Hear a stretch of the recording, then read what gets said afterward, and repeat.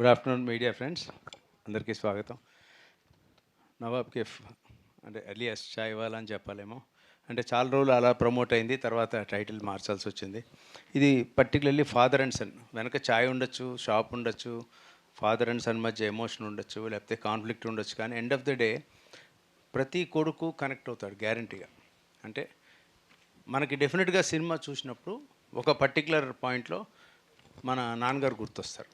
లేదా ఒక father cinema చూస్తుంటే ఒక మిడిల్ ఏజ్ 40-50 ఏళ్ళ వ్యక్తి, వాళ్ళ అబ్బాయి అమెరికాలోనో ఎక్కడ సాఫ్ట్వేర్ జాబ్లోనో ఎక్కడో ఉన్నవాడు, వీడు ఏం చేస్తున్నాడు ఇప్పుడు అని గుర్తొస్తాడు. అంటే అటువంటి సీన్స్ కొన్ని ఉన్నాయి. ఈ సినిమాకి స్ట్రాంగెస్ట్ స్ట్రెంగ్త్ ఏదైనా నేను గట్టిగా చెప్పాలంటే emotion.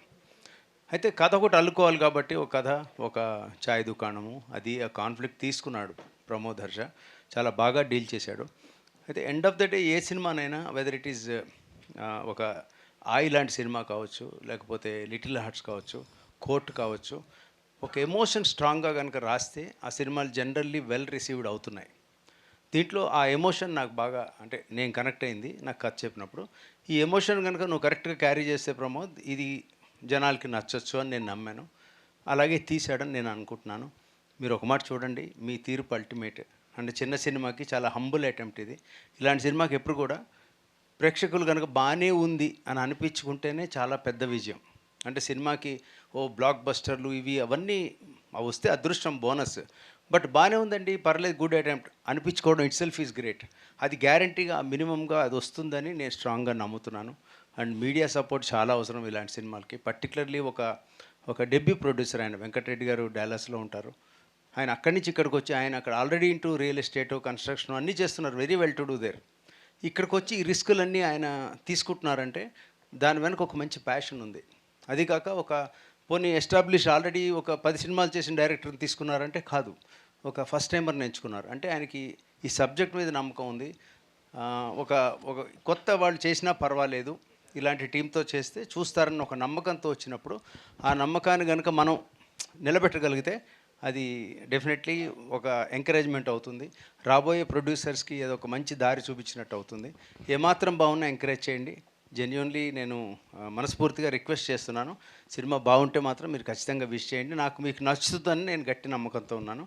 And Shiva is done a good job. అంటే లీవ్ అలోన్ మా అబ్బాయి అని సన్ అని అలా కాదు, compare to his earlier films ఈ ఫిల్మ్లో చాలా ఎలివేట్ అయ్యాడు శివ. అది నాకు క్లియర్గా, అంటే ఆ మెచ్యూరిటీ కనిపించింది. I hope you all like it. And ఇది రిలీజ్ చేస్తున్న ఏషియన్ సురేష్ వాళ్ళకి వెరీ థ్యాంక్ఫుల్. అంటే టీం అందరూ, జగదీష్ గారు, మన శ్రీను, అందరూ కూడా ఇక్కడ పనిచేస్తున్న అందరూ కూడా గ్రేట్ జాబ్ వాళ్ళు అందరూ చేస్తున్నారు. అండ్ సురేష్ గారి సపోర్ట్ ఎప్పుడూ మాకుంటుంది. అండ్ వెంకటరెడ్డి గారికి గుడ్ విషెస్ చెప్తూ, ప్రమోద్ హర్షకి ఆల్ ది బెస్ట్ చెప్తూ, శివ నీకు ఇది ఇంకొక మైల్ స్టోన్ అయ్యే సినిమా అవ్వాలని కోరుకుంటూ. అండ్ తేజు అశ్విని గురించి చెప్పాలి. ఈ అమ్మాయి హైలీ టాలెంటెడ్ డాన్సర్. తను basically she use to run a dance school also. అమ్మాయి classical dancer and regular dance school కూడా రన్ చేసింది, చాలా టాలెంటెడ్.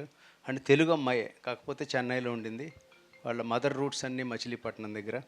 సో ఒక తెలుగు అమ్మాయినే లాంచ్ చేసాం మళ్ళీ అని అనుకుందాం తెలుగులోకి.